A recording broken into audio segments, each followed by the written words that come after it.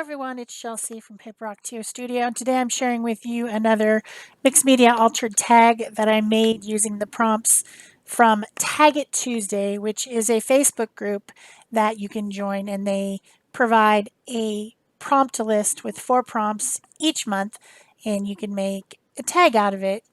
So that's what I'm doing. I also used one prompt from hashtag AJOS Abstract August.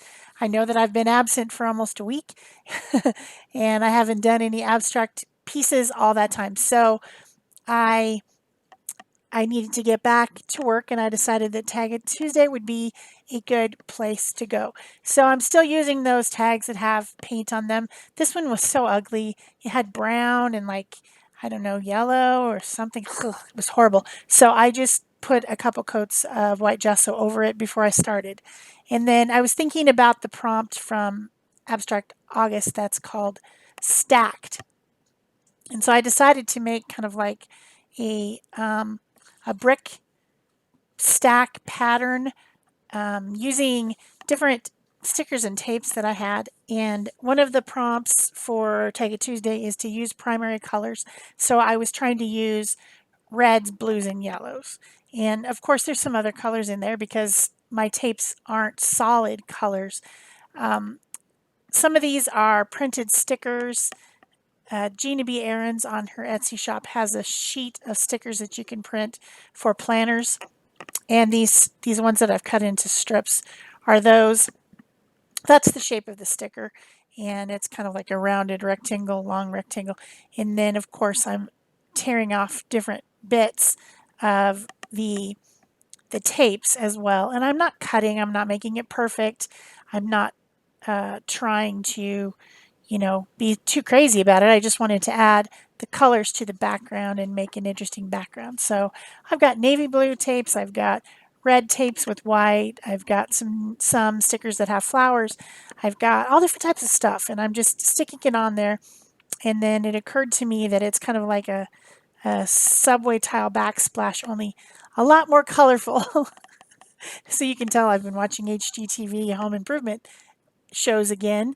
I do get into those quite a bit. I really enjoy the before and after and the creativity that the designers put into what they do there.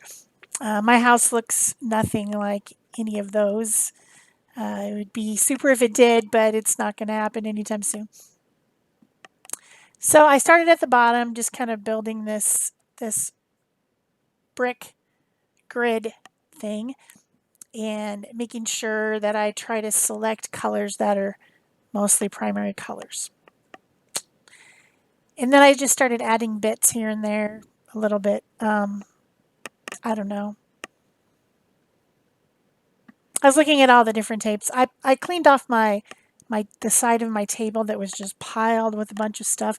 And I found a lot of interesting stuff, and these stickers from Gina B. Aaron's shop are one of the things I found buried under the avalanche that was soon to crash because things just start getting stacked up next to me on my desk.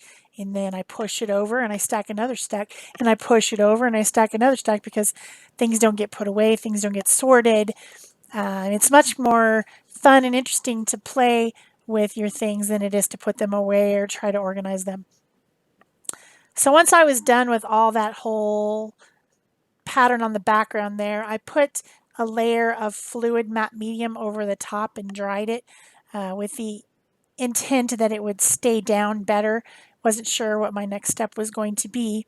I looked at the Tag It Tuesday prompts, and one of them was to make a grid of circles, squares, or objects, and I said to myself, well, I just did that. Not intentionally. I was just trying to stack up my tapes, and it ended up being kind of like a grid. So I didn't worry about that prompt. I decided to go to another one, which was doodle, vines, and flowers, or flowers and vines. So I decided to get out my white Posca pen and doodle on some vines, leaves, flowers type shapes. I'm not a big doodler. I do like to illustrate, but doodling and illustrating are not the same thing. I go at illustration with a serious, I'm going to maybe draw my outlines in graphite, then I'm going to go over it with permanent pins. I'm going to vary my line weight. I'm going to, illustration is just different. It's like an activity that you go at, where to me anyway. Whereas the doodling is just kind of mindless. It said flowers and vines, so I drew some vines on there first, and then I started drawing some leaves and some flowers over it and trying to clean up overlapped lines because my intention is to do reverse painting, or exclusion is what I call it, where you paint out the background and let the crazy pattern be in the foreground. So I got some white gesso and a water brush, and I'm starting out. Um, it's hard to see.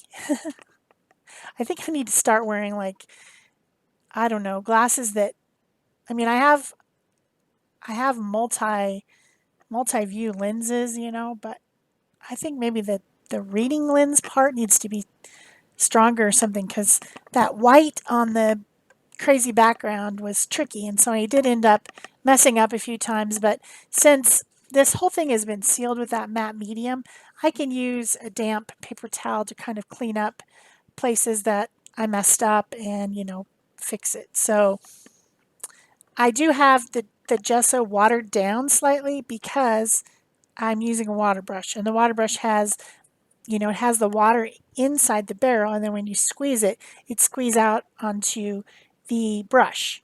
And so it keeps things wet, it keeps things fluid, and so the gesso is not like pure strength.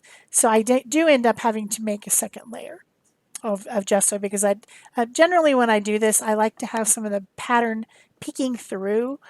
I don't like to completely obliterate it. That's just my preference. Some people, when they do this type of technique, they do completely get rid of everything in the background. And I didn't want to do that. I wanted some of it to peek through, but I did feel that maybe I needed a second layer of the gesso.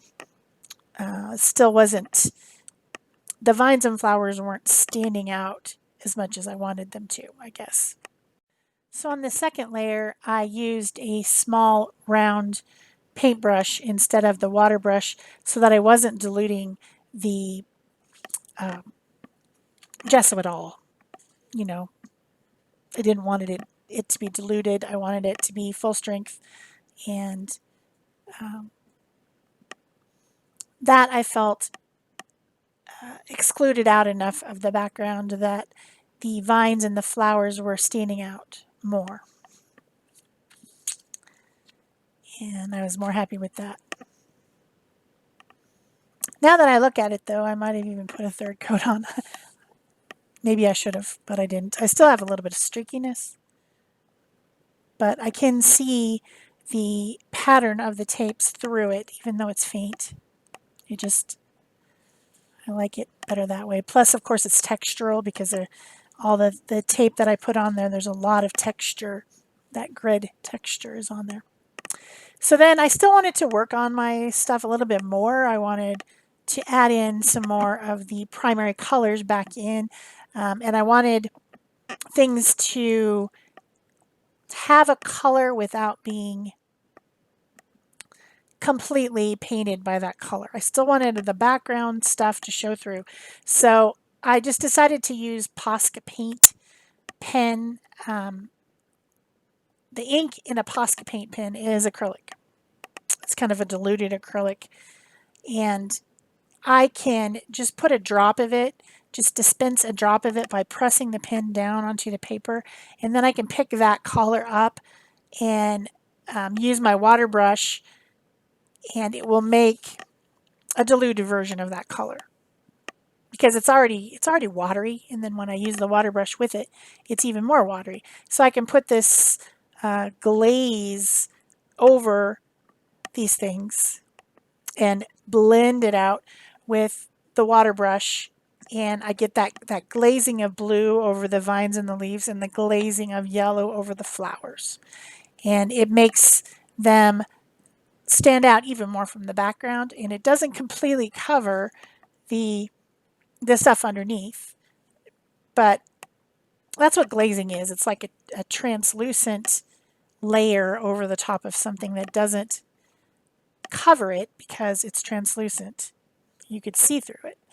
So I used the yellow on the flowers, I used the blue on the leaves and stems, and I used red in the centers of the flowers. And I brought back in and reintroduced those primary colors again. Then I just did some touch up with my white pen here and there where I maybe went out of the lines or I felt like something needed more definition. This is the small Posca pen. It's got a fine tip. It's not the extra fine, it's the fine. So the ones I was using, those other ones I was using were the medium tip. So you see there's a couple different sizes there. There are a lot of sizes. There's even big fat Posca pens. They are a Chinese or Japanese import, however. I'm not sure if it's Chinese or Japanese, but so they're not as easy to find in a huge volume in a store. Basically, you need to order them online, which I order them through Amazon because I have Amazon Prime and I get the free shipping and everything. So then the next thing I did was some splatters, and I used yellow and red, and there was one splatter there that was really bothering me, so I unsplattered it. The red, sometimes the red can look like blood, you know, like splatters of blood, like maybe we need the CSI to come and check it out. So I don't know. It's kind of here nor there. The last prompt that I had on the Tag It Tuesday prompt list was to add a border to at least one side. So I took some decorative scissors and I cut a wave pattern on the right hand side of the tag. And then I glued the whole thing to a dark blue piece of cardstock. And of course that adds a border around the whole thing, but I'm highlighting this patterned edge on one side. And then I highlighted it even more eventually with some pen work, some more doodling, I guess. That's not very good at that. I wanted to make it even. I wanted to make a nice line here, and so I started to cut some paper, and I very quickly got frustrated with that, and I just ended up drawing the line. It's not as neat and tidy as it would have been had I been able to continue following that line of the paper, but I just, yeah, I guess I'm just really not, I don't care that much. This is an altered tag. It's not going to hang in the Louvre, you know. It's doodled anyway. It's my own messy doodling, so. Then, of course, you know me, I'm fussy. I want shadows around things. So I got out Pitt Artist Brush Pen and in a gray, and I went around into the white around the edges of things, and then I blended it out with my water brush to kind of give everything more depth. Is this necessary? It is to me, not necessary to everyone. You know, it's doodled, so I probably didn't need to do this, but I wanted to. I hope you're enjoying this video. If you are, please remember to give it a thumbs up. Leave me a comment or question below. Subscribe if you haven't already. Turn on your notification bells if you haven't done that. And you can share this on Pinterest. You can share it on Facebook. You can come and join the Art Joy of Sharing Facebook group where we're doing abstract all month. Or you could ask to join the Tag It Tuesday group, which is a different one. It's run by Sherry, and you could ask to join that one. I'll put the links below the video, and you can do what you want. If you'd like to share your art or join in with any prompt challenges or just be in an art community, I recommend it. It's fun. So I'm done with all my prompts. I'm done with my tag. I just need some fibers to finish it off.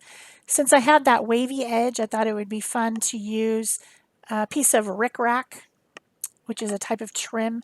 And then I like to have some contrast on my trims. So I used kind of a fluffy a fluffy fiber that's blue, and I'm of course sticking with again the primary colors.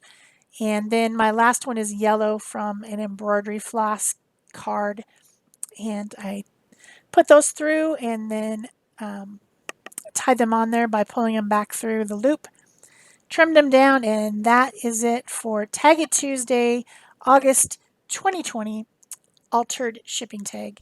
Thanks. Bye bye.